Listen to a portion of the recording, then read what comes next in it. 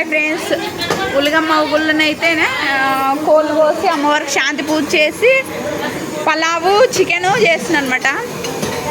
ఇదైతే పలావు, ఇదైతే మామూలు చికెను. నాటుకోడి ఆడగొడుతున్నారు. 2 కోళ్ళని ఇచ్చేసినాం అనమాట అమ్మవారికి బలి. అంటే వంటలన్నీ మా రేఖమ్మవే, అన్నీ రేఖక్కవే. రేఖ వాసన అట్లే సువాసన భలే వస్తుంది. వాసన అయితే ముగ్గురు కలిసి చేస్తున్నాము. ఎవరు చేస్తున్నారు?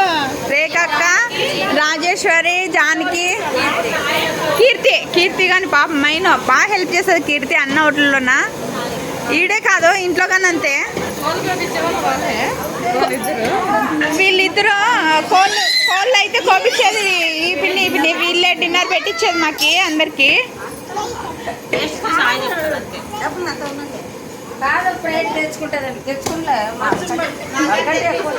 మా పెద్దమ్మ అయితే అసలు వీడియో నన్ను దింపొద్దంటది, కానీ దింపెట్టింది. ఇప్పుడు ఆడైతే నాటుకోడి రెడీ చేసి కొడుతున్నారు.